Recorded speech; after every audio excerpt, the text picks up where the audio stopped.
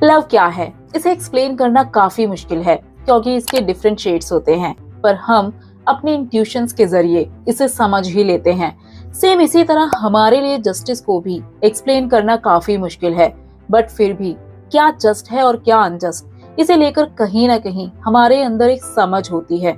इसीलिए जस्टिस और लव लगभग एक जैसे हैं। जैसे हर एक इंडिविजुअल को लव की जरूरत होती है अपने दोस्तों, फैमिली, अपने पार्टनर से, वैसे ही हर इंडिविजुअल अपने लिए और कुछ हद तक दूसरों के लिए जस्टिस चाहता है। बेसिकली ये दोनों एक इंडिविजुअल में फीलिंग्स को क्रिएट करते हैं, बट इन दोनों में एक बेसिक डिफरेंस ये है कि लव हम उन लोगों से एक्सपेक्ट करते हैं जिन्हें हम जानते हैं, जबकि जस्टिस हम सभी के लिए चाहते हैं। मीन्स जस्टिस से हमारा मतलब है उन रूल और रेगुलेशन से जिनसे एक सोसाइटी में रहने वाले सभी लोगों का फायदा हो। एक और इम्पोर्टेंट पॉइंट, जब हम बात करते हैं सोशल जस्टिस की, तो यहाँ हमारा मतलब है कोर्ट्स में दिए जाने वाले जस्टिस से नहीं, बल्कि यहाँ जस्टिस से हमारा मतलब है कि सोसाइटल लेवल पर जस्टिस को कैसे स्टैब्लिश किया जा सकता है। हम जानते हैं कि सोसाइटी में हमेशा से ही क्लास, कास्ट, जेंडर एटसेट्रा के बेसिस पर डिस्क्रिमिनेशन होता आया है, जिस वजह से बहुत से लोगों के साथ इनजस्टिस हुआ। इसीलिए सोसाइटी में किन पॉलिसीज, प्रिंसिपल्स के अकॉर्डिंग सोशल गुड्स या ड्यूटीज को सोसाइटी के मेंबर्स के बीच इक्वली डिस्ट्रीब्यूट किया जाए, जिससे एक जस्ट सोसाइटी बनाई जा सके। इसीलिए जस्टिस के ये क्वेश्चंस पॉलिटिक्स के लिए आज काफी इंपॉर्टेंट बन चुके हैं, जिन्हें जानना हमारे लिए भी बेहद जरूरी है। और इन्हीं को जानने के लिए आज हम शुरू करने वाले हैं क्लास 11th की पॉलिटिकल थ्योरी का चैप्टर 4, सोशल जस्टिस।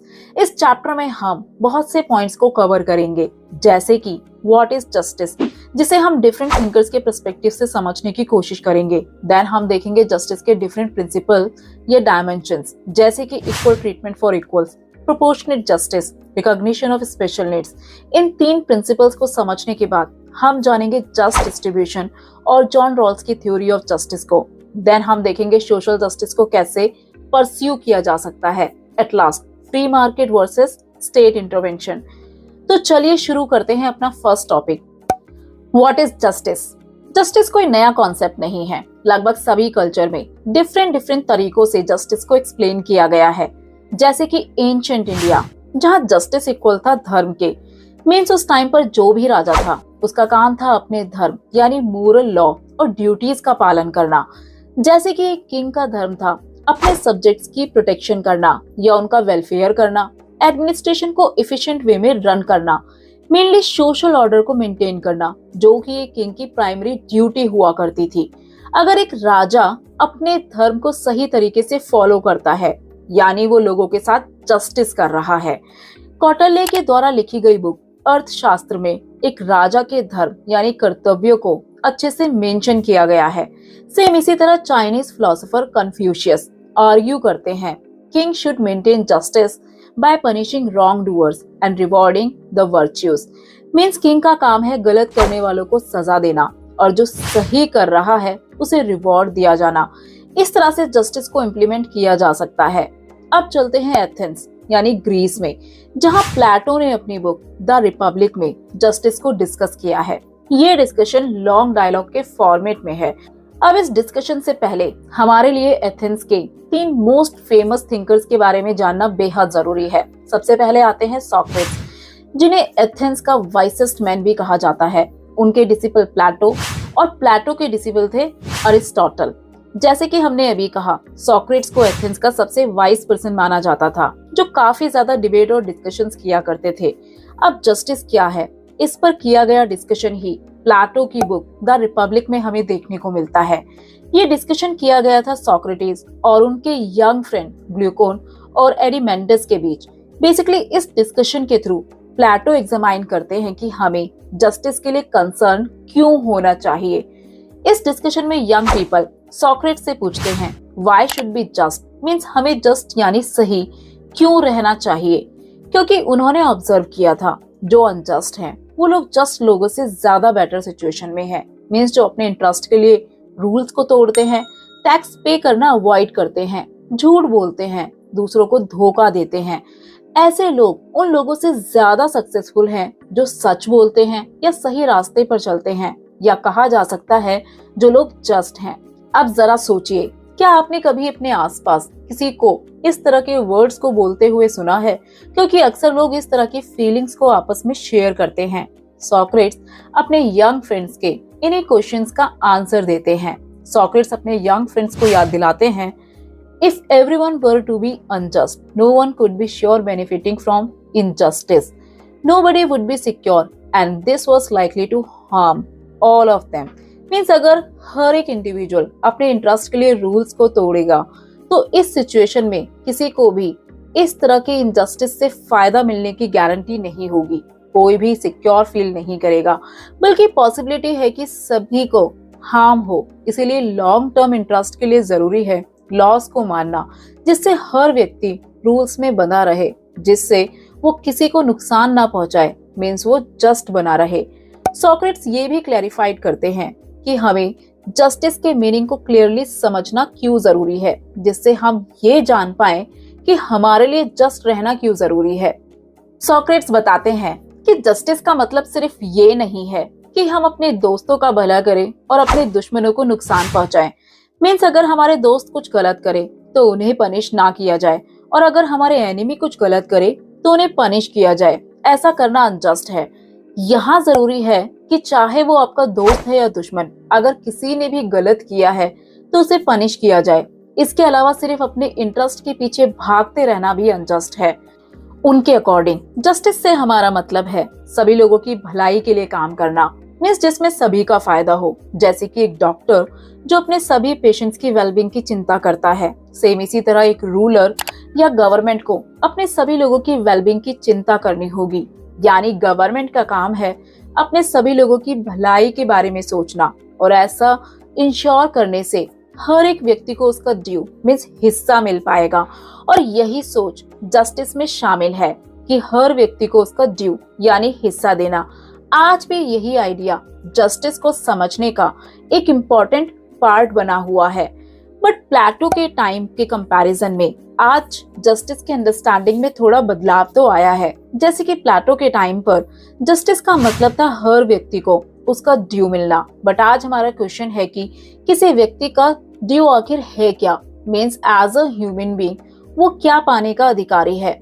आज जस्टिस को समझने के लिए हमारी अंडरस्टैंडिंग इस क्वेश्चन से ज्यादा जुड़ी हुई है। जर्मन फिलोसोफर इमैनुएल कांट के अकॉर्डिंग हर एक व्यक्ति की अपनी डिग्निटी यानी गरिमा होती है, और एक इंडिविजुअल को यही डिग्निटी यानी गरिमापूर्ण जीवन कैसे दिया जा सकता है, तो ऐसा किया जा सकता है सभी को उनका ड्यू यानी हिस्सा देकर, जिसमें शामिल है सभी को अपने टैलेंट को डेवलप और गोल को पूरा करने की इक्वल अपॉर्चुनिटी देना, यानी बिना किसी डिस्क्रिमिनेशन के सभी को आगे बढ़ने का मौका देना। जस्टिस के लिए जरूरी है हर एक व्यक्ति को इक्वल कंसिडरेशन मींस बराबरी का मौका देना, और कांट के अकॉर्डिंग इस तरह से ही एक जस्ट सोसाइटी बनाई जा सकती है। तो ये था अलग अलग थिंकर्स के पर्सपेक्टिव से व्हाट इज जस्टिस। एक जस्ट सोसाइटी बनाने के लिए वैसे तो कई प्रिंसिपल्स हैं, बट इस चैप्टर में हम 3 इंपॉर्टेंट प्रिंसिपल्स के बारे में जानेंगे। First is equal treatment for equals, second is proportionate justice, and third is recognition of special needs. सबसे पहले जानते हैं इक्वल ट्रीटमेंट फॉर इक्वल्स के बारे में। मॉडर्न सोसाइटी को एक जस्ट सोसाइटी बनाने के लिए मोस्ट एक्सेप्टेड व्यू है सभी लोगों को इक्वल इंपॉर्टेंस देना या उसका ड्यू मींस हिस्सा देना। बट यहाँ पर यह जानना बेहद मुश्किल है कि एक व्यक्ति को उसका ड्यू कैसे दिया जाए, यानी आखिर एक इंडिविजुअल क्या पाने का अधिकारी है। इसे लेकर बहुत से प्रिंसिपल्स दिए गए हैं। उनमें से एक प्रिंसिपल है ट्रीटिंग इक्वल्स इक्वली, मींस समान लोगों के साथ समान व्यवहार। बट क्या ऐसा पॉसिबल है? बेसिकली किसी भी सोसाइटी में ऐसा नहीं किया जा सकता है। फॉर एग्जाम्पल, किसी ऑफिस में डिफरेंट पोजीशन पर काम करने वाले लोगों को क्या इक्वली ट्रीट किया जा सकता है? क्योंकि इस केस में इक्वालिटी को एस्टैब्लिश करने का मतलब है उस ऑफिस में काम करने वाले सभी लोगों की एक जैसी सैलरी होना, चाहे उनकी पोजीशन कुछ भी हो। पर क्या ये जस्ट या फेयर है? तो बिल्कुल नहीं। इसीलिए ट्रीटिंग इक्वल्स इक्वली का यहाँ मतलब है सेम पोजीशन पर काम करने वाले लोगों की सैलरी एक जैसी होना, चाहे वो मेन है या वीमेन, मीन्स समान काम करने वालों के लिए समान वेतन। बेसिकली यहाँ इक्वालिटी का मतलब है समान लोगों में समानता। अब माना जाता है कि एज अ ह्यूमन बीइंग सभी इंडिविजुअल में कुछ कैरेक्टरिस्टिक यानी विशेषताएं होती हैं। इसीलिए सभी इंडिविजुअल इक्वल राइट्स और ट्रीटमेंट को डिजर्व करते हैं। इस प्रिंसिपल के अकॉर्डिंग लिबरल डेमोक्रेसीज में सभी इंडिविजुअल को कुछ इंपॉर्टेंट सिविल राइट्स दिए गए हैं, जैसे कि right to life, liberty and property. इसके अलावा पॉलिटिकल राइट्स जैसे कि राइट टू वोट, जो सभी लोगों को पॉलिटिकल प्रोसेस में पार्टिसिपेट करने का इक्वल चांस देता है, और कुछ सोशल राइट्स जिसमें शामिल है right to enjoy equal opportunities. इन सिविल, पॉलिटिकल और सोशल राइट्स के साथ साथ इक्वल ट्रीटमेंट प्रिंसिपल के लिए जरूरी है। किसी भी इंडिविजुअल के साथ क्लास, कास्ट, रेस और जेंडर के बेसिस पर डिस्क्रिमिनेशन ना करना। लोगों को जज किया जाए उनके वर्क और एक्शन के बेसिस पर, ना कि उस ग्रुप के बेसिस पर जिससे वो बिलोंग करते हैं। इसीलिए डिफरेंट कास्ट से आने वाले दो लोग अगर सेम काइंड ऑफ वर्क करते हैं, चाहे वो पत्थर तोड़ने का काम हो या पिज्जा डिलीवर करने का, उन्हें उनके काम के लिए सेम रिवॉर्ड मिलना चाहिए। अगर सेम काम के लिए एक इंडिविजुअल को 100 रुपीज और दूसरे को 75 रुपीज दिए जाते हैं, और ऐसा केवल इसलिए होता है क्योंकि वो डिफरेंट कास्ट से बिलोंग करते हैं, तो ये अनफेयर और अनजस्ट होगा। सेम इसी तरह अगर किसी स्कूल में मेल टीचर को हाई सैलरी और फीमेल टीचर को लो सैलरी दी जाती है, तो इनके बीच का ये डिफरेंस अनजस्टिफिएबल मींस गलत है। तो ये था जस्टिस की तरफ जाने का फर्स्ट प्रिंसिपल। पर क्या ये काफी है? तो आंसर है नहीं। पर क्यों? तो इसे जानने के लिए जरूरी है सेकंड प्रिंसिपल को जानना, जो है proportionate justice. Equal treatment for equals कोई एकमात्र प्रिंसिपल नहीं है। कई बार कुछ ऐसे सर्कमस्टांसेस भी हो सकते हैं जिनमें हर एक इंडिविजुअल को इक्वली ट्रीट करना अनजस्ट यानी गलत हो सकता है। एग्जाम्पल के लिए एग्जाम में बैठने वाले सभी स्टूडेंट को अगर सेम मार्क्स दे दिए जाए, क्योंकि ये सभी स्टूडेंट एक ही स्कूल से और सभी ने सेम एग्जाम दिया है, तो आपको कैसा लगेगा? आपने उस एग्जाम के लिए बहुत हार्ड वर्क किया है, जबकि आपके दोस्त ने बिल्कुल नहीं। फिर भी अगर आप दोनों को सेम मार्क्स दे दिए जाएं, तो ये कितना फेयर है? ऑब्वियसली आप इससे अग्री नहीं करेंगे। इस केस में सभी को इक्वली ट्रीट करना अनजस्ट होगा। इसीलिए यहाँ अब जो ट्रीटमेंट होगा वो प्रोपोर्शन में होगा। बेसिकली यहाँ एक बेहतर तरीका ये होगा कि जिसने ज्यादा हार्ड वर्क किया है उसके ज्यादा मार्क्स, और जिसने कम उसके कम मार्क्स। यहाँ मार्क्स उनके द्वारा दिए गए आंसर्स की वैल्यू और उनके द्वारा की गई मेहनत के बेसिस पर दिए जाएं। मींस यहाँ जो जस्टिस मिलेगा वो उनके द्वारा किए गए हार्डवर्क के प्रपोर्शन में मिलेगा, और इसी को कहा जाता है प्रोपोर्शनेट जस्टिस।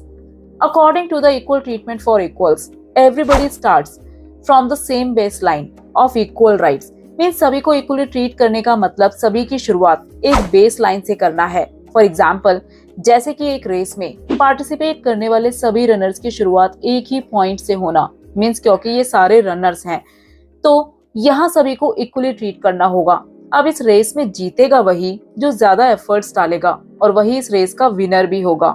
सेम इसी तरह सोसाइटी में रहने वाले सभी लोगों को इक्वली राइट्स मिले, तो ये जस्टिस का सिर्फ एक डायमेंशन है।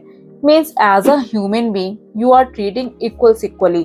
तो ये सिर्फ एक बेस लाइन है, but the situation given above, justice would mean rewarding people in proportionate to the scale and quality of their efforts. Means लोगों को उनके द्वारा लगाए गए एफर्ट्स के बेसिस पर रिवॉर्ड देना कहलाता है प्रोपोर्शनेट जस्टिस। तो जस्टिस का दूसरा डायमेंशन कहता है कि आपको जस्टिस को प्रोपोर्शन में देना होगा, और ये प्रोपोर्शन डिसाइड होगा एक इंडिविजुअल के द्वारा लगाए गए एफर्ट्स के थ्रू। अब इसके कुछ एग्जाम्पल लेते हैं। Paying differently for different work, means एक कंपनी में डिफरेंट पोजीशन पर काम कर रहे एम्प्लॉयज की सैलरी में डिफरेंस होना, जैसे कि एक सीईओ और एक वर्कर की सैलरी में काफी ज्यादा डिफरेंस होता है। बट ये डिफरेंस जस्ट और फेयर है, क्योंकि प्रोपोर्शनेट जस्टिस बात करता है एफर्ट्स की। अब जब एक कंपनी में डिफरेंट पोजीशन पर काम करने वाले लोगों का एफर्ट अलग अलग है, तो इसीलिए यहाँ पे स्केल में डिफरेंस होना जाहिर सी बात है। एक और एग्जाम्पल लेते हैं, army personnels getting extra benefits. आपने देखा होगा आर्मी से आने वाले लोगों को कुछ खास या अलग बेनिफिट्स दिए जाते हैं, और ये बेनिफिट्स देने का रीजन है उनका कंट्रीब्यूशन, जो दूसरे लोग नहीं दे पाते हैं, क्योंकि वो कंट्री के लिए अपनी लाइफ को रिस्क में डालते हैं। इसीलिए उनका कंट्रीब्यूशन हमसे कहीं ज्यादा है, और इसीलिए वो एक्स्ट्रा बेनिफिट्स डिजर्व करते हैं, और ऐसा करना जस्ट और फेयर है। For justice in society, the principle of equal treatment needs to be balanced with the principle of proportionality. Means जब भी जस्टिस की बात करते हैं तो उसमें इक्वल ट्रीटमेंट का प्रिंसिपल होना जरूरी है, बट इसके साथ साथ जरूरी है प्रोपोर्शनैलिटी के प्रिंसिपल को बैलेंस करना, क्योंकि कुछ लोग दूसरे लोगों से ज्यादा एफर्ट्स लगाते हैं, इसीलिए जरूरी है लोगों को उनके एफर्ट्स के अकॉर्डिंग रिवॉर्ड देना। तो ये था जस्टिस का दूसरा डायमेंशन या प्रिंसिपल, प्रोपोर्शनेट जस्टिस। अब चलते हैं जस्टिस के थर्ड डायमेंशन या प्रिंसिपल की तरफ, जो है रिकॉग्निशन ऑफ स्पेशल नीड्स। कभी कभी जब हम बात करते हैं no discrimination, equal treatment for equals या लोगों के द्वारा लगाए गए एफर्ट्स के बेसिस पर उन्हें रिवॉर्ड देना, तो ये काफी नहीं होता है। मीन्स हम इन तरीकों से भी जस्टिस को स्टैब्लिश नहीं कर पाते हैं, क्योंकि हमें जरूरत है कि हम लोगों की स्पेशल नीड्स को भी रिकॉग्नाइज करें। बट ये स्पेशल नीड्स है क्या? तो इसका बेस्ट एग्जाम्पल है डिफरेंटली एबल्ड। अगर इक्वालिटी के प्रिंसिपल को फॉलो करते हुए एग्जाम हॉल में सभी स्टूडेंट्स को एक जैसा क्वेश्चन पेपर दे दिया जाए, अब अगर इन बच्चों में विजुअली इम्पेयर्ड स्टूडेंट भी शामिल हो, तब क्या सेम पेपर देना जस्ट होगा? ऑब्वियसली नॉट, क्योंकि विजुअली इम्पेयर्ड स्टूडेंट्स के लिए इस क्वेश्चन पेपर को रीड करना इम्पॉसिबल है। इसीलिए इस केस में इक्वल ट्रीटमेंट देना गलत होगा, क्योंकि हमने इन बच्चों की स्पेशल नीड्स को रिकॉग्नाइज ही नहीं किया। इसीलिए कभी कभी जस्टिस को स्टैब्लिश करने के लिए स्पेशल नीड्स को कंसिडर करना पड़ता है। मेनली एक सोसाइटी में रिवॉर्ड और ड्यूटीज को डिस्ट्रीब्यूट करते हुए स्पेशल नीड्स को रिकॉग्नाइज किया जाए। बट यहाँ क्वेश्चन ये भी आता है कि ये स्पेशल नीड्स किस क्राइटेरिया पर बेस्ड होंगी? तो ये बेस्ड होंगी फिजिकल डिसेबिलिटीज, एज और lack of access of good education और हेल्थ केयर। मीन्स अगर कोई पर्सन डिफरेंटली एबल्ड है, तो ऐसे इंडिविजुअल को नॉर्मल लोगों के साथ compete करने के लिए कुछ स्पेशल नीड्स की जरूरत है, जैसे कि पब्लिक बिल्डिंग में एंटर करने के लिए रैम्प्स की जरूरत, क्योंकि जस्टिस से हमारा मतलब है वेलबीइंग ऑफ ऑल, या एज में रिलैक्सेशन देना, क्योंकि कुछ लोग ऐसी कम्युनिटीज से आते हैं जिन्हें पास्ट में हुई एट्रोसिटीज की वजह से इक्वल अपॉर्चुनिटीज नहीं मिल पाई। फॉर एग्जाम्पल, इंडिया में शेड्यूल्ड कास्ट, शेड्यूल्ड ट्राइब और अदर बैकवर्ड क्लासेस से आने वाले लोगों को दी जाने वाली एज रिलैक्सेशन। सेम इसी तरह कोई भी इंडिविजुअल जिसे सही टाइम पर अच्छी एजुकेशन या हेल्थ केयर फैसिलिटीज ना मिली हो, जिससे वो इंडिविजुअल सोसाइटी के बाकी लोगों से पीछे छूट चुका है, और ऐसा होने का रीजन है सोशल डिस्क्रिमिनेशन जो किया जाता है कास्ट के बेसिस पर। और यही रीजन है कि हमारा Indian constitution scheduled caste, scheduled tribe और ओबीसी कैटेगरी से आने वाले लोगों को गवर्नमेंट जॉब्स में सीट्स को रिजर्व और एजुकेशनल इंस्टीट्यूशंस में एडमिशन के लिए प्रोवाइड करता है कोटा। तो ये कुछ ऐसे फैक्टर्स हैं जिन्हें स्पेशल नीड्स देने के लिए बहुत सी कंट्रीज में कंसीडर किया जा सकता है। अब आता है एक और क्वेश्चन कि किसी की स्पेशल नीड्स को कंसीडर करना कहीं इक्वालिटी के अगेंस्ट में तो नहीं है? तो इसका आंसर है नहीं। पर क्यों? क्योंकि ये इक्वालिटी का एक डायमेंशन भी है, जिसके according treating equals equally could imply that people who are not equal in certain important aspects could be treated differently. Means जो समान है उन्हें समान रूप से ट्रीट करना, पर जो समान नहीं है उन्हें अलग तरह से ट्रीट करना होगा। So what is the rational behind the recognition of special needs? Means लोगों को स्पेशल नीड्स दी जाए, इसके पीछे लॉजिक क्या है? तो इसका आंसर है सोसाइटी के जो अलग अलग ग्रुप्स हैं वो अलग अलग लिविंग स्टैंडर्ड और अपॉर्चुनिटीज को एंजॉय करते हैं। ऐसे में अगर एक डिप्राइव्ड सेक्शन को स्पेशल ट्रीटमेंट नहीं दिए जाए, तो ऐसे में एक जस्ट और इगैलिटेरियन सोसाइटी नहीं बनाई जा सकती है। ऐसे में जो सोसाइटी बनेगी वो अनइक्वल ही होगी। इसीलिए रिजर्वेशन जस्टिफाइड है, क्योंकि रिजर्वेशन यहाँ रिकॉग्निशन ऑफ स्पेशल नीड्स का एक डायमेंशन है। अब जस्टिस के तीनों principle, equal treatment for equals, proportionate justice और रिकॉग्निशन ऑफ स्पेशल नीड्स, किसी गवर्नमेंट के लिए इन तीनों प्रिंसिपल्स को एक सोसाइटी में बैलेंस करना और जस्टिस दिलाना काफी मुश्किल है, क्योंकि कभी कभी इक्वल ट्रीटमेंट के सामने मैरिट को ज्यादा प्रेफरेंस दी जाए, इस पर काफी डिबेट होती है। और अगर केवल मैरिट के बेसिस पर जस्टिस इंप्लीमेंट किया जाए, तो ऐसे में सोसाइटी में रहने वाले मार्जिनलाइज्ड ग्रुप बहुत से एरियाज में पीछे रह जाते हैं, क्योंकि पास्ट में इनइक्वालिटीज की वजह से ये सेक्शन आज भी सफर कर रहा है। और यही रीजन है कि अच्छी एजुकेशन और हेल्थ तक इनकी पहुंच नहीं है। एक कंट्री में रहने वाले अलग अलग ग्रुप्स अलग अलग पॉलिसीज को फेवर करते हैं, और वो इस पर डिपेंड करता है कि वो जस्टिस के किस प्रिंसिपल पर फोकस करते हैं। बट ऐसे में गवर्नमेंट की रिस्पॉन्सिबिलिटी है कि वो एक इगैलिटेरियन सोसाइटी बनाने पर जोर दे, जिसके लिए जरूरी है जस्टिस के डिफरेंट प्रिंसिपल्स के बीच बैलेंस बनाना। जस्टिस के तीन इंपॉर्टेंट डायमेंशंस हैं, equal treatment for equals, proportionate justice and recognition of special needs. इन तीनों प्रिंसिपल को हम लास्ट वीडियो में अच्छे से जान चुके हैं। अब सोशल जस्टिस का एक और इम्पोर्टेंट एस्पेक्ट है जस्ट डिस्ट्रीब्यूशन। जस्ट डिस्ट्रीब्यूशन एक सोसाइटी में सोशल जस्टिस पाने के लिए गवर्नमेंट को ये इंश्योर करना जरूरी है कि लॉज और पॉलिसीज सभी लोगों पर फेयर तरीके से इम्प्लीमेंट हो। मीन्स सोसाइटी में किसी के साथ भी किसी तरह का डिस्क्रिमिनेशन ना हो, बट केवल लॉज और पॉलिसीज को बना देना काफी नहीं है। सोशल जस्टिस को इम्प्लीमेंट करने के लिए इससे कहीं ज्यादा करने की जरूरत है। सोशल जस्टिस का एक और इम्पोर्टेंट एस्पेक्ट है just distribution of goods and services. Means resources को लोगों के बीच जस्टिफाइड तरीके से बांटना। अब ये डिस्ट्रीब्यूशन चाहे नेशंस के बीच में हो या एक सोसाइटी के अंदर रहने वाले अलग अलग ग्रुप्स के बीच में हो, क्योंकि सोशल इकोनॉमिक इनइक्वालिटीज हमारे सोसाइटी में डीपली रूटेड है, जैसे कि कास्ट, रेस, जेंडर एटसेट्रा के बेसिस पर किए गए डिस्क्रिमिनेशन की वजह से सोसाइटी में रहने वाले बहुत से लोगों को सफर करना पड़ा। इसीलिए अब ये इंश्योर करना होगा कि रिसोर्सेज को इस तरह डिस्ट्रीब्यूट किया जाए जिससे वो मैक्सिमम लोगों तक पहुंच सके, और इसके लिए जरूरी है रिसोर्सेज को रीडिस्ट्रीब्यूट करना जिससे सभी को एक लेवल प्लेइंग फील्ड मींस बराबरी का मौका मिल सके। मेनली जस्ट डिस्ट्रीब्यूशन से हमारा मतलब है within a country social justice would require not only that people be treated equally in terms of the laws and policies of the society, but also that they enjoy some basic equality of life conditions and opportunities.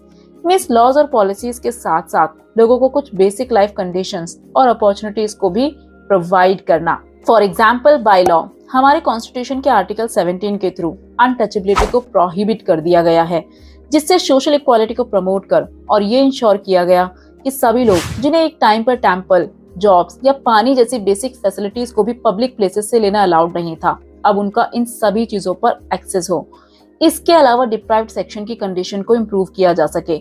Different state government ने बहुत से measures लिए हैं, जैसे कि land reform. इस reform के जरिए जिन लोगों के पास खुद की लैंड नहीं थी उन्हें लैंड प्रोवाइड की गई, जिससे कि रिसोर्सेज का जस्टिफाइड डिस्ट्रीब्यूशन किया जा सके। अब जस्ट डिस्ट्रीब्यूशन के प्रोसेस में भी हमें डिफरेंट ओपिनियंस देखने को मिलते हैं कि इन रिसोर्सेज को डिस्ट्रीब्यूट करने का आखिर क्राइटेरिया क्या होगा, और कभी कभी ये डिफरेंसेस ऑफ ओपिनियन इतने ज्यादा बढ़ जाते हैं कि ये सोसाइटी में वायलेंस क्रिएट कर देते हैं। For example, protest against the proposal to reserve seats in educational institutions और in government employment. Mean seats के रिजर्वेशन को लेकर आपने अक्सर लोगों के बीच डिफरेंट ओपिनियंस देखे होंगे, जिससे कई बार प्रोटेस्ट देखने को मिलते हैं। अब क्वेश्चन वही आता है कि कैसे और कितना डिस्ट्रीब्यूशन होना चाहिए।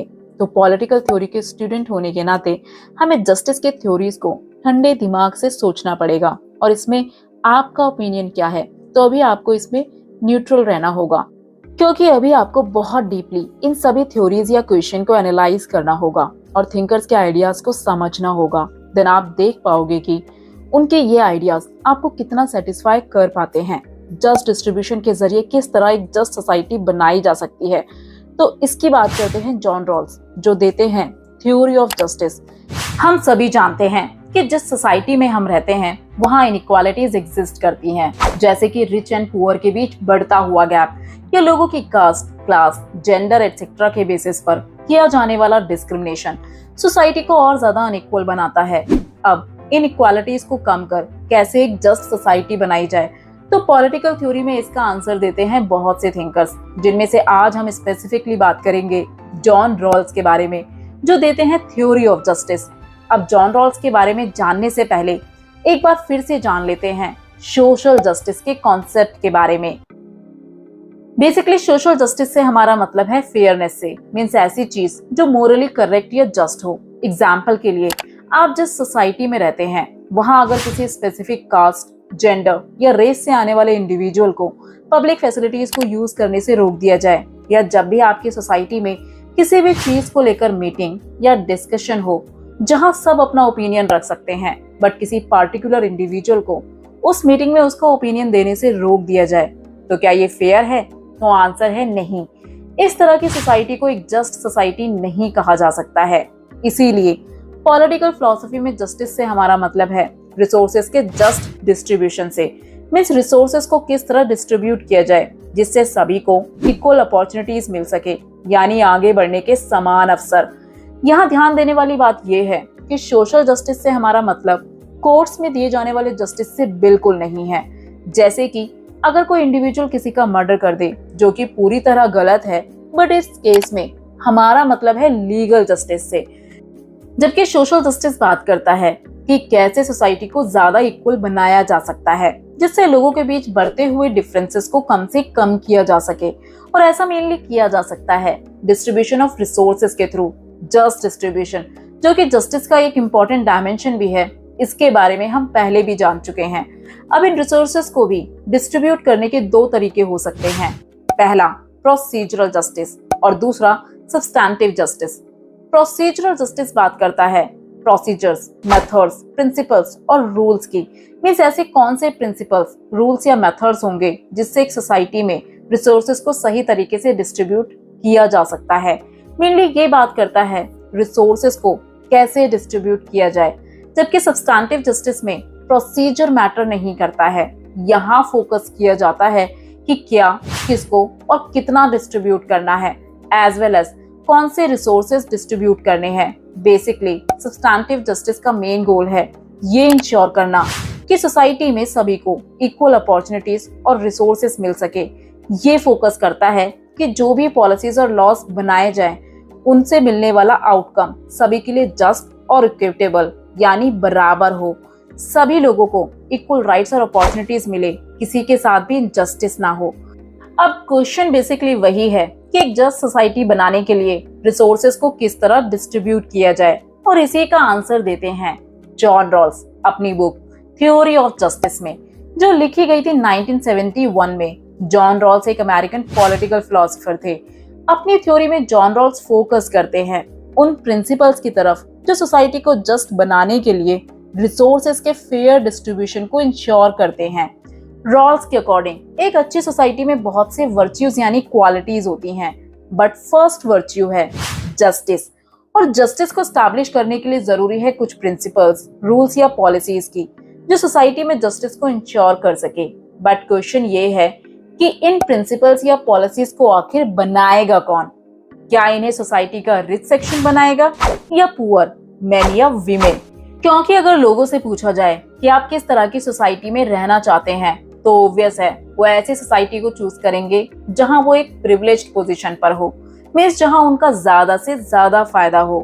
अब मान लीजिए अगर इन प्रिंसिपल को सोसाइटी का रिच सेक्शन बनाएगा, तो जाहिर सी बात है वो एक ऐसी सोसाइटी चाहेंगे जहां वो कितना भी पैसा कमाए और उस पर टैक्स ना लगे। अब अगर यही काम सोसाइटी के पुअर सेक्शन को दे दिया जाए, तो वो कहेगा कि रिच सेक्शन पर ज्यादा से ज्यादा टैक्स लगाया जाए, जिससे उनका ज्यादा से ज्यादा वेलफेयर हो सके।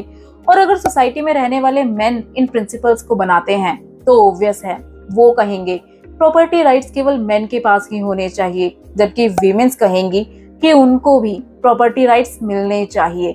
तो देखा आपने, यहाँ सभी लोग अपने इंटरेस्ट को देखते हुए जस्टिस के प्रिंसिपल्स को डिफाइन करते हैं। अब ये लोग अपने इंटरेस्ट को देख पा रहे हैं क्योंकि इन्हें सोसाइटी में अपनी पोजीशन पता है। अमीर को पता है वो अमीर है और गरीब को पता है वो गरीब है। मींस इन्हें पता है कि इनके द्वारा बनाए गए प्रिंसिपल से इनका कितना फायदा हो सकता है। रॉल्स कहते हैं कि इस तरह से हम जस्टिस के सही प्रिंसिपल्स को नहीं ढूंढ सकते हैं। बट क्या हो अगर इन लोगों को इनकी पोजीशन ही ना पता हो? अब सुनने में तो थोड़ा अजीब लगता है, पर जॉन रॉल्स अपनी थ्योरी में बात करते हैं ओरिजिनल पोजीशन की। मींस लोगों की पोजीशन और आइडेंटिटी को ही खत्म कर देना।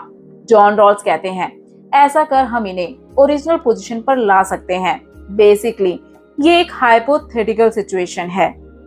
हम कुछ लोग लेते हैं जो जस्टिस के प्रिंसिपल्स को फाइंड आउट करेंगे, बट इन लोगों को अपनी class, caste, gender, race, interest, skill के बारे में कुछ नहीं पता है। मीन्स ये नहीं जानते हैं कि सोसाइटी में इन लोगों की पोजीशन क्या है। ये रिच हैं, ये पुअर हैं, ये मेन है या वीमेन है, ये किस रेस से आते हैं या इनकी कास्ट क्या है। और इसी को जॉन रॉल्स कहते हैं ओरिजिनल पोजीशन। अब इन लोगों को रखा जाता है वेल ऑफ इग्नोरेंस के पीछे। मीन्स अज्ञानता का एक ऐसा पर्दा जहां इन्हें नहीं पता है कि सोसाइटी में इनकी पोजीशन आखिर है क्या। बेसिकली ये लोग जो प्रिंसिपल फाइंड आउट करने जा रहे हैं वो इन पर ही इम्प्लीमेंट होने वाले हैं। इनकी आइडेंटिटी तो इरेज हो चुकी है, बट पहला इंपॉर्टेंट पॉइंट ये है कि इन लोगों को इकोनॉमिक्स, ह्यूमन साइकोलॉजी, जस्टिस के बारे में काफी नॉलेज है, और दूसरा ये कि ये सभी अपने इंटरेस्ट को मैक्सिमाइज यानी बढ़ाना चाहते हैं।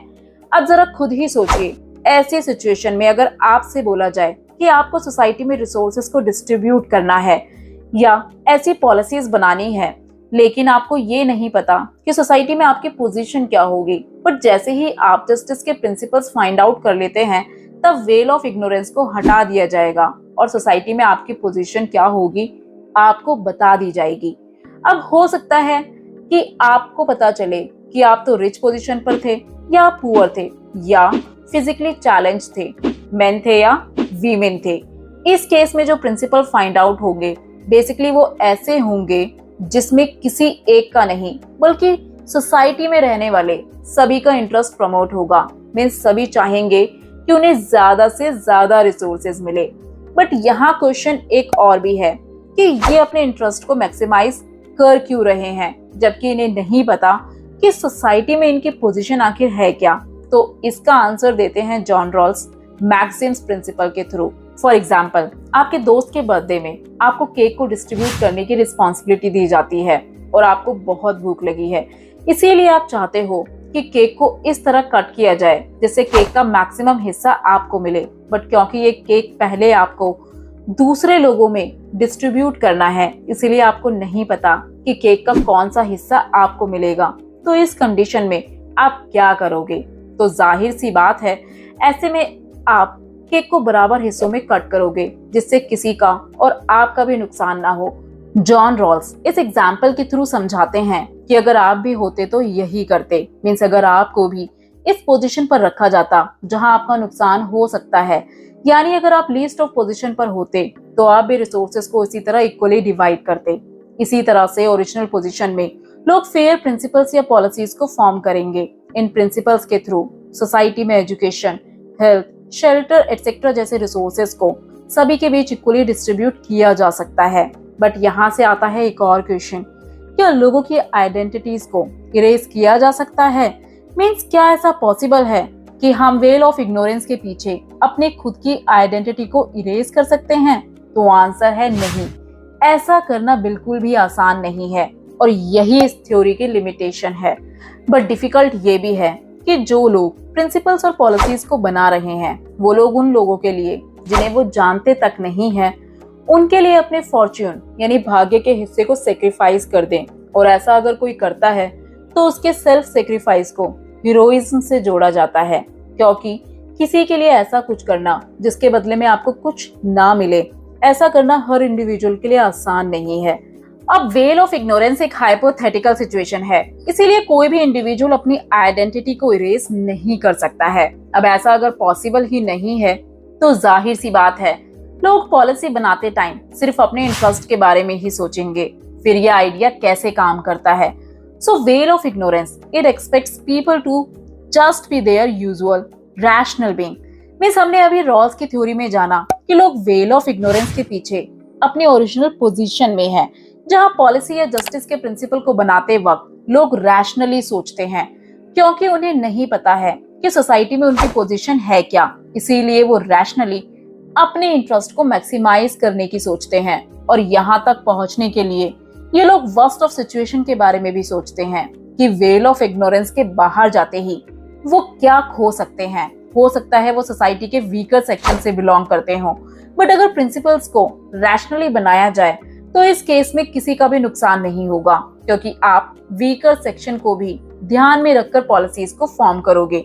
यहाँ रैशनल पर्सन चीजों को केवल वर्स्ट ऑफ के पर्सपेक्टिव से नहीं सोचेगा, बल्कि पॉलिसीज बनाते टाइम पूरी सोसाइटी के बेनिफिट के बारे में सोचेगा। इसीलिए यहाँ फेयरनेस का मतलब उनके द्वारा लिए गए रैशनल एक्शन का आउटकम है, ना कि रिजल्ट है बेनेवोलेंस और जेनरोसिटी का। मींस आपने किसी पर परोपकारी उदारता नहीं, बल्कि सोसाइटी के हर एक सेक्शन के बारे में रैशनली सोच समझकर पॉलिसीज या प्रिंसिपल्स को फॉर्म किया है। यहाँ रैशनल थिंकिंग फेयर और इम्पार्शियल डिसीजन लेने में और रिसोर्सेज को डिस्ट्रीब्यूट करने में हेल्प करेगी, ना कि हमारी मोरालिटी। बेसिकली यही बिलीफ रॉल्स की थ्योरी को इम्पोर्टेंट बनाता है और जस्टिस एंड फेयरनेस तक पहुंचने की एक बेहतर अप्रोच भी देता है। तो ये थी जॉन रॉल्स की थ्योरी ऑफ जस्टिस। एक सोसाइटी में बढ़ती हुई इनइक्वालिटीज को कम करने के लिए जरूरी है सोसाइटी में सोशल जस्टिस को इम्प्लीमेंट करना। बट क्वेश्चन वही आता है कि सोशल जस्टिस को किस तरह परस्यू किया जा सकता है। सोशल जस्टिस को समझने के लिए अब तक हम इस चैप्टर में बहुत से टॉपिक्स को कवर कर चुके हैं, जैसे कि सोशल जस्टिस क्या है, इसके डायमेंशंस या जस्टिस के प्रिंसिपल्स के बारे में, and most important John Rawls के द्वारा दी गई थ्योरी जस्टिस एज फेयरनेस के बारे में। बट क्वेश्चन अभी भी वही है कि सोसाइटल लेवल पर जस्टिस को किस तरह एस्टैब्लिश किया जा सकता है। और इसी को समझने के लिए आज का हमारा टॉपिक है परसुइंग सोशल जस्टिस। हमारी सोसाइटी में फैली इनइक्वालिटीज हमें बताती हैं कि हमें जस्टिस की जरूरत क्यों है। फॉर एग्जाम्पल, अपने आसपास ही आपको बहुत से ऐसे लोग दिखेंगे जिनके पास सभी फैसिलिटीज हैं, लाइक क्वालिटी एजुकेशन, अच्छा लाइफस्टाइल, अच्छी हेल्थ केयर फैसिलिटीज। बट वहीं कुछ लोग ऐसे भी हैं जिन्हें शायद ही 2 वक्त का खाना नसीब होता हो। इसके अलावा ये लोग क्वालिटी वाली एजुकेशन या हेल्थ केयर फैसिलिटीज से तो काफी ज्यादा दूर हैं। इसीलिए ये लोग एक अच्छा लाइफस्टाइल अफोर्ड नहीं कर सकते हैं, क्योंकि आगे बढ़ने के लिए ना तो इनके पास बहुत सी फैसिलिटीज हैं और ना ही अपॉर्चुनिटीज। मीन्स हम कह सकते हैं कि सोसाइटी में इनइक्वालिटी एग्जिस्ट करती है और इन इनइक्वालिटीज के चलते सोसाइटी में सोशल जस्टिस की कमी देखी जा सकती है। तो क्या हम कह सकते हैं कि इनइक्वालिटीज को पूरी तरह खत्म कर एक जस्ट सोसाइटी बनाई जा सकती है? तो आंसर है नहीं। हम चैप्टर 3 इक्वालिटी में इसके बारे में डिटेल से जान चुके हैं कि किसी भी सोसाइटी को एब्सोल्यूट इक्वल नहीं बनाया जा सकता है। बट सोशल जस्टिस को इम्प्लीमेंट कर हम एक ऐसी सोसाइटी जरूर बना सकते हैं जहां इनइक्वालिटी को कम से कम किया जा सके। बेसिकली एक सोसाइटी में different individual different living standards को एंजॉय करते हैं, बट इसे अनजस्ट नहीं कहा जा सकता है। फिर क्वेश्चन आता है कि आखिर किस तरह की सोसाइटी को अनजस्ट कहा जाता है। A society would be considered unjust if the differences between rich and poor are so great. Means अगर एक सोसाइटी में रिच और पुअर के बीच डिफरेंसेस काफी ज्यादा हैं, तो ऐसी सोसाइटी को अनजस्ट कहा जा सकता है। तब हम कह सकते हैं कि सोसाइटी अनइक्वल है, क्योंकि ऐसी सोसाइटी में डिप्राइव्ड सेक्शन के पास अपनी कंडीशंस को इम्प्रूव करने का कोई मौका नहीं होता है, चाहे वो कितनी भी कोशिश कर ले। तो अब यहाँ क्वेश्चन आता है कि एक जस्ट सोसाइटी किसे कहा जाएगा। So a just society should provide people with the basic minimum conditions to enable them to live healthy and secure lives and develop their talents as well as equal opportunities to pursue their chosen goals in society. Means just society वो होगी जहाँ लोगों के पास basic minimum conditions हो। यानी आप एक ऐसी सोसाइटी को डेवलप कर दो जहाँ सभी एक हेल्दी और सिक्योर लाइफ जी सके और अपने टैलेंट को डेवलप भी कर सके, एज वेल एज अपने गोल को अचीव करने के लिए सभी के पास इक्वल अपॉर्चुनिटीज हो। अब यहाँ आता है एक और क्वेश्चन कि हमने यहाँ बात की बेसिक मिनिमम कंडीशंस की, बट ये बेसिक मिनिमम कंडीशंस सेट कैसे की जाए, क्योंकि ये कंडीशन सोसाइटी टू सोसाइटी और कंट्री टू कंट्री वरी करती है और इसी को लेकर काफी डिबेट भी होती है। जैसे कि developed countries like Sweden and Canada, यहाँ बेसिक मिनिमम कंडीशन में शामिल किया जाता है फ्री एजुकेशन, हेल्थ केयर और सोशल सर्विसेज, जबकि डेवलपिंग कंट्रीज लाइक इंडिया में बेसिक मिनिमम कंडीशन में शामिल किया जाता है रोटी, कपड़ा और मकान, मीन्स फूड, क्लोथिंग, शेल्टर और basic health care facilities and education. But different countries और इंटरनेशनल ऑर्गेनाइजेशन जैसे कि वर्ल्ड हेल्थ ऑर्गेनाइजेशन के थ्रू बेसिक नीड्स को कैलकुलेट करने के लिए बहुत से तरीके बताए गए हैं और ऑलमोस्ट सभी अग्री करते हैं कि बेसिक कंडीशन के लिए इम्पोर्टेंट है हेल्दी रहने के लिए basic amount of nourishment, housing, clean drinking water की सप्लाई, एजुकेशन और मिनिमम वेज। अब इन कंडीशंस को प्रोवाइड करने की रिस्पॉन्सिबिलिटी है डेमोक्रेटिक गवर्नमेंट की, जो अपने लोगों को ये बेसिक मिनिमम कंडीशंस को प्रोवाइड करेगी। पर अपने सभी सिटीजन को बेसिक कंडीशन को प्रोवाइड करना गवर्नमेंट के ऊपर हैवी बर्डन डालता है, पर्टिकुलरली उन कंट्रीज पर जहां गरीब लोगों के नंबर काफी ज्यादा हो, जैसे कि इंडिया। पर अगर हम सभी इस पर अग्री भी कर ले कि स्टेट को सोसाइटी के मोस्ट डिसएडवांटेज्ड सेक्शन की हेल्प करनी चाहिए, जिससे उन्हें भी दूसरों के बराबर लाया जा सके, तो इस पर भी डिसएग्रीमेंट होते हैं। इस बात को लेकर इस गोल को अचीव करने के बेस्ट मेथड्स कौन से होंगे, तो इसी को लेकर काफी डिबेट होती है, जो हमारी सोसाइटी में आज भी चल रही है। जैसे कि क्या इस गोल को अचीव करने के लिए फ्री मार्केट के थ्रू ओपन कंपटीशन को प्रमोट किया जाए, जिससे सभी को आगे बढ़ने की इक्वल अपॉर्चुनिटीज मिले, और दूसरा तरीका ये है कि गवर्नमेंट रिसोर्सेज को रीडिस्ट्रीब्यूट करे। मींस सोशल जस्टिस को इम्प्लीमेंट करने के लिए जरूरी है गवर्नमेंट का इंटरफेयर करना, जहां बेसिक कंडीशन प्रोवाइड करने की रिस्पॉन्सिबिलिटी होगी गवर्नमेंट की। अब यहाँ हम कह सकते हैं कि ये है कैपिटलिस्ट आइडियोलॉजी और ये है सोशलिस्ट आइडियोलॉजी। आप इन दोनों आइडियोलॉजीज को आई बटन पर दिए गए वीडियोस पर जाकर देख सकते हैं। अब अगर हम इंडिया की बात करें तो हमारे कंट्री में इन दोनों अप्रोचेस को डिफरेंट पॉलिटिकल पार्टीज के द्वारा सपोर्ट किया जाता है और अक्सर इन पार्टीज के बीच यही डिबेट होता है कि पॉपुलेशन के मार्जिनलाइज सेक्शन को हेल्प करने के लिए बेटर स्कीम कौन सी है। बेसिकली हमें इंडिया में फ्री मार्केट और स्टेट इंटरवेंशन दोनों के फीचर्स देखने को मिलते हैं। क्या आप कुछ इंडियन पॉलिटिकल पार्टीज के नाम बता सकते हैं जो पूरी तरह सपोर्ट करते हैं कैपिटलिस्ट आइडियोलॉजी को, या कोई ऐसी पार्टी जो पूरी तरह सपोर्ट करती है सोशलिस्ट आइडियोलॉजी को? अब इन दोनों में कौन सा आइडिया सही है, इस डिबेट को हम एग्जामाइन करेंगे नेक्स्ट वीडियो में। एक सोसाइटी में सोशल जस्टिस को किस तरह परस्यू किया जा सकता है, तो बहुत से थिंकर्स का मानना है कि लोगों को बेसिक मिनिमम कंडीशंस और उन्हें इक्वल अपॉर्चुनिटीज देकर एक जस्ट सोसाइटी बनाई जा सकती है। बट इस बात पर भी बहुत से लोग डिसएग्री करते हैं, क्योंकि सभी लोगों को बेसिक मिनिमम कंडीशंस प्रोवाइड करना गवर्नमेंट के ऊपर हैवी बर्डन डालता है। साथ ही अगर ऐसा कर भी दिया जाए तो क्वेश्चन आता है कि इस एम को अचीव करने के बेस्ट मेथड्स कौन से होंगे। क्या फ्री मार्केट के जरिए लोगों के बीच ओपन कंपटीशन को प्रमोट किया जाए, या सिर्फ गवर्नमेंट की रिस्पॉन्सिबिलिटी है कि वो डिसएडवांटेज्ड लोगों के बीच बेसिक मिनिमम कंडीशंस को प्रोवाइड करे। बेसिकली यहाँ एक अप्रोच बात करती है फ्री मार्केट की और दूसरी स्टेट इंटरवेंशन की, और ये डिबेट हमारी सोसाइटी में आज भी प्रिवेल करती है। अब ये दोनों अप्रोचेस किस तरह सोसाइटी में जस्टिस को इम्प्लीमेंट करने की बात करती हैं, तो इसे जानने के लिए आज का हमारा टॉपिक है free market versus state intervention. In free market, individual should be free to own property and enter into contracts and agreements with other regarding prices and wages and profits। Means free market में एक individual पूरी तरह free होता है property को own करने के लिए, किसी के साथ भी कॉन्ट्रैक्ट और एग्रीमेंट करने के लिए, चाहे उसका प्रॉफिट हो या लॉस। यहाँ सेलर अपने प्रोडक्ट को किसी भी प्राइस पर बेचने के लिए पूरी तरह आजाद होता है, एज वेल एज बायर भी पूरी तरह आजाद है कि वो किस प्राइस पर एक प्रोडक्ट को खरीदना चाहता है। यहाँ एक इंडिविजुअल एक दूसरे से compete करने के लिए पूरी तरह आजाद होते हैं, जिससे वो ज्यादा से ज्यादा प्रॉफिट को अर्न कर सके। इन शॉर्ट, इस तरह की मार्केट में गवर्नमेंट किसी भी तरह का इंटरफेरेंस नहीं करती है। यहाँ इंडिविजुअल एक दूसरे से अपनी कैपेबिलिटी के अकॉर्डिंग compete करते हैं। मीन्स इस कंपटीशन के जरिए जो ज्यादा कैपेबल होगा वो आगे जाएगा और जो कम वो पीछे रह जाएगा। तो यहाँ लोगों के बीच रिसोर्सेस का डिस्ट्रीब्यूशन उनकी कैपेबिलिटी के अकॉर्डिंग होगा, जिसे पूरी तरह जस्ट माना जाता है।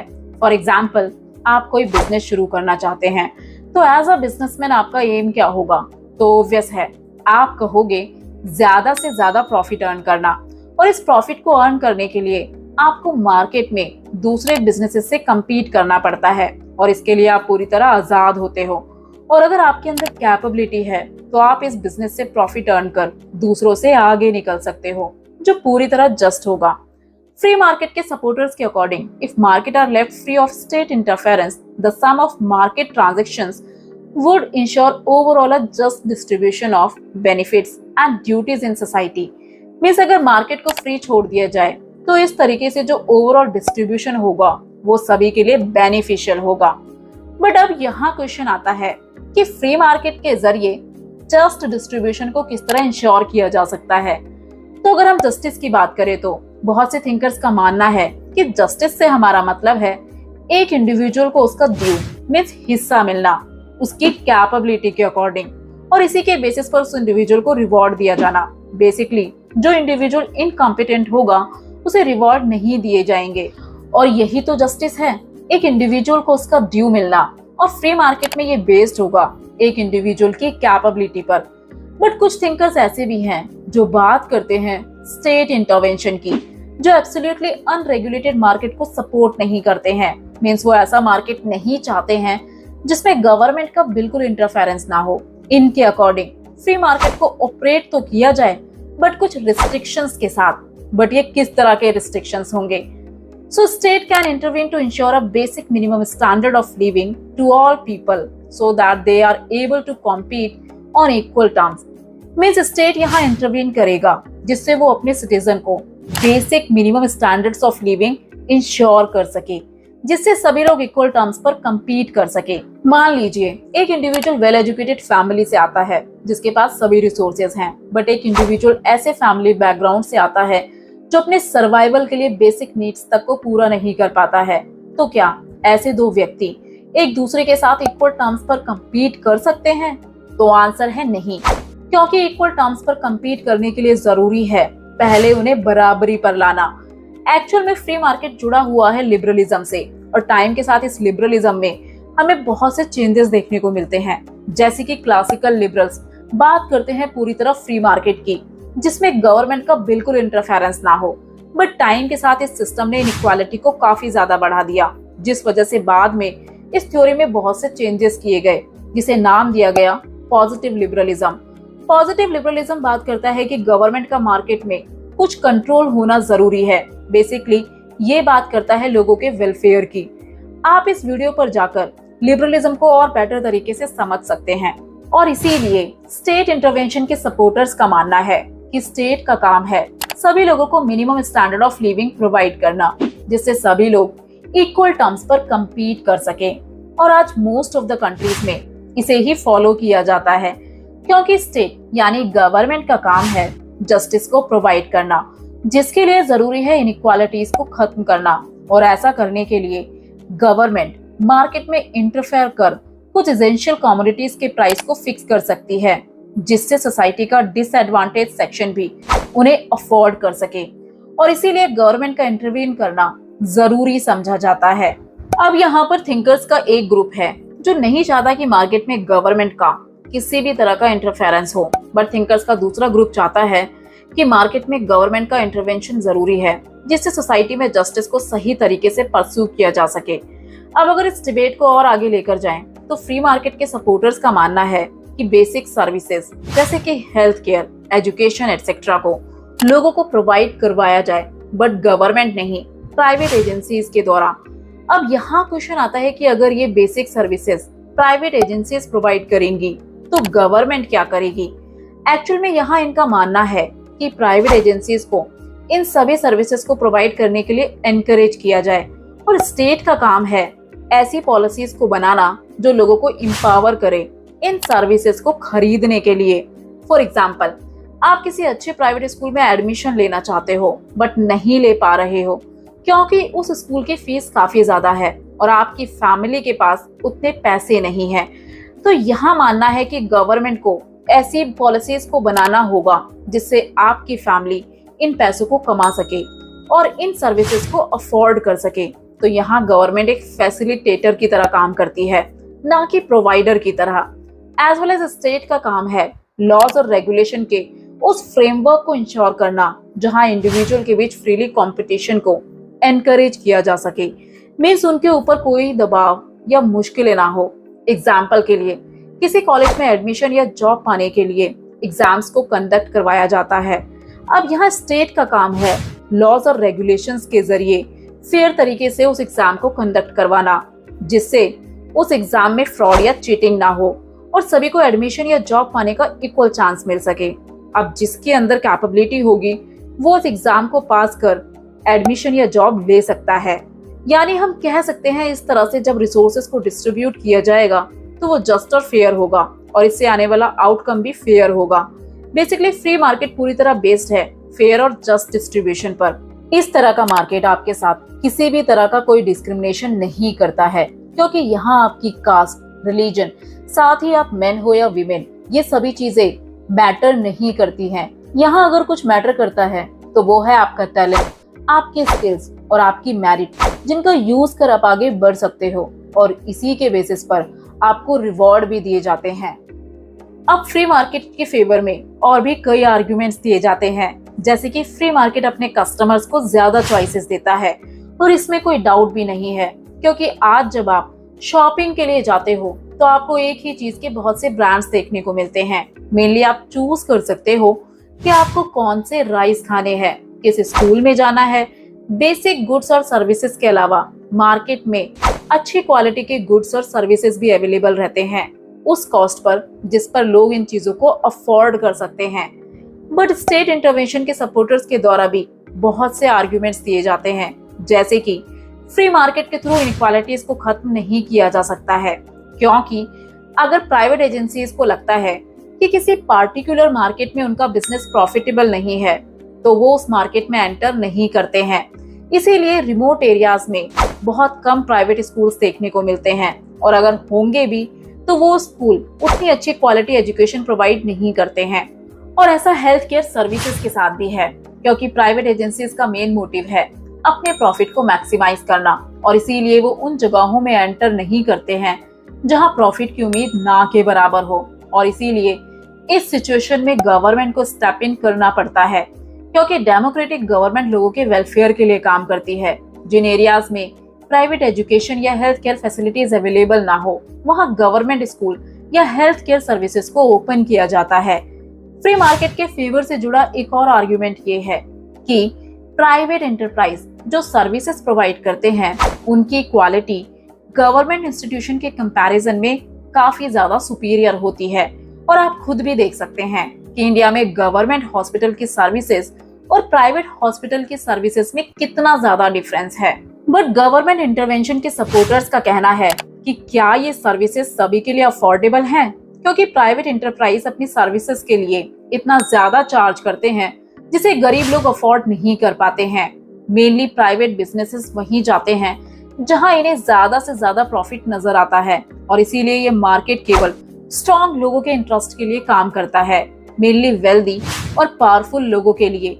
मींस पॉपुलेशन का वो स्ट्रेटा जो इन सर्विसेज को अफोर्ड कर सकता है। और इसका रिजल्ट ये है कि इस तरह के मार्केट में वीक और डिसएडवांटेज लोगों के लिए अपॉर्चुनिटीज ना के बराबर होती हैं। इस डिबेट के दोनों साइड्स के आर्गुमेंट दिए जा सकते हैं, बट हम यहाँ कह सकते हैं कि फ्री मार्केट मेनली उन लोगों के लिए काम करता है जो ऑलरेडी प्रिविलेज्ड हैं।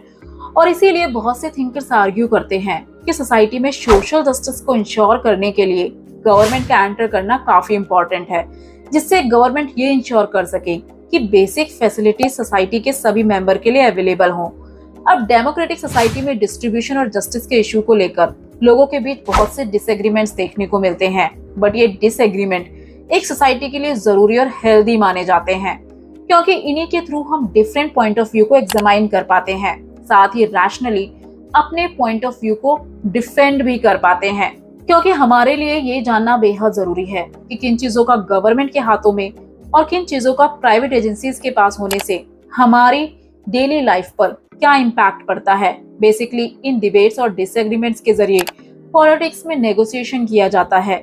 हमारी कंट्री में काफी तरह की सोशल और इकोनॉमिक इनइक्वालिटीज एग्जिस्ट करती हैं, और जस्टिस के डिफरेंट प्रिंसिपल्स को स्टडी कर हमें ये पता चलता है कि हम सोसाइटी में फैली इनइक्वालिटीज को किस तरह कम कर सकते हैं, और ऐसे कौन से बेस्ट तरीके हैं जिसके थ्रू सोशल जस्टिस को परस्यू किया जा सकता है। तो ये था हमारा इस चैप्टर का last topic, free market versus state intervention. Hope you like this video. For more videos, do like, share and don't forget to subscribe our channel.